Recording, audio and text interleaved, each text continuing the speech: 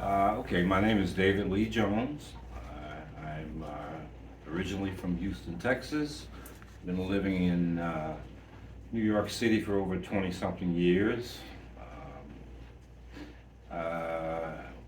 Graduated from Berklee School of Music in 1984. So would you please give them a nice round of applause? They did a great job tonight. Yeah.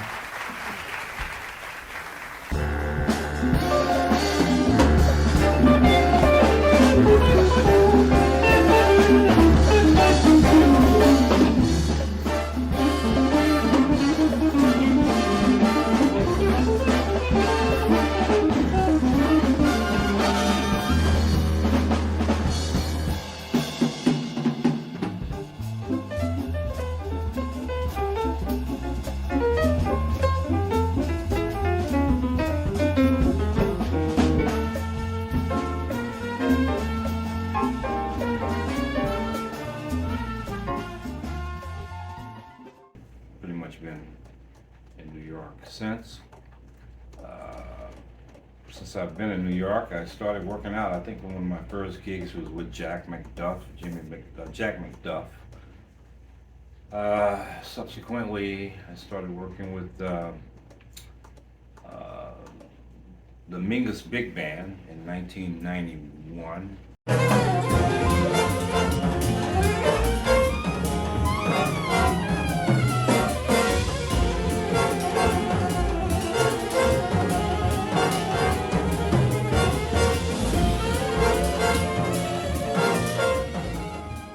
1992, started working with a group called Digable Planets. Had a hit song called I'm Cool Like That. Cool like that, I'm cool like that, I'm cool like that, I'm cool like that, I'm cool like that, I'm cool like that, I'm cool like that, I'm cool, boom. I did horn arrangements for the group. Performing Nickel Bags. Please give it up for Digable Planets. In this jam, we are not advocating the use of controlled substance. We're gonna control the substance, advocate its use. And it goes like this. Can I get a taste? Can I get a taste? The beat sounds slave. I think I need a taste. Can I get a taste? Can I get a taste? The beat sounds slave. I think I need a taste. And I wrote music on the second record, Blowout Cone. All the horn interludes on that record. We toured with Sade during my tenure with them. We won a Grammy, the 1993 Grammys. Subsequently after that, I worked with, well, at the same time I started working with Phyllis Hyman prior to working with Digable Planets. Maybe, I started working with her maybe 6 months before I started working with Digables. And so I was kind of like bouncing all three gigs at the same time. The Mingus Band, Phyllis Hyman, and Digable Planets. Around 1995, Digable Planets broke up. Phyllis Hyman passed away June 30th, 1995. So that was the time when like everybody started kind of like falling off the scene. And I did a gig with Anita Baker once. And there's various other artists that I worked with, just being a local New York musician.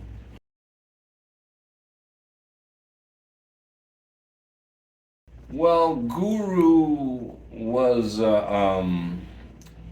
we ran into Guru a lot on the European tours and various other tours. He was actually an opening act for us on some of the concerts we did over in Europe, and so we saw him a lot. He opened for us quite a few times. Vienna, Austria was one of them. He was on that gig. You know, a funny story is that I went to school with Branford Marsalis, and when I came to New York in 1984, the first time, because I came back in 89, 90, and it was actually, yeah, it was 90, and I was looking for an apartment, and I had to put down a reference. And I used Branford as a reference for the apartment. And when I told the landlord that, when he saw the name Branford, he said, "You know Branford Marsalis?" I was like, "Yeah, I know Branford. Yeah, we went to school together." And that was it, because he loved Branford. He was like, "Okay, you're in. You got the place." It was a nice brownstone in Brooklyn. And so I immediately called Branford, who was living down the street at the time in Brooklyn, in Fort Greene, lived on Washington Street.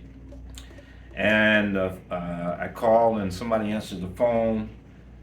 Hello? And I said, yeah, I speak to Branford. Branford's not here. But I'll give who's calling. I said, well, just tell him that to give me a call. David Lee Jones is calling him. And he said, okay, I'll tell him.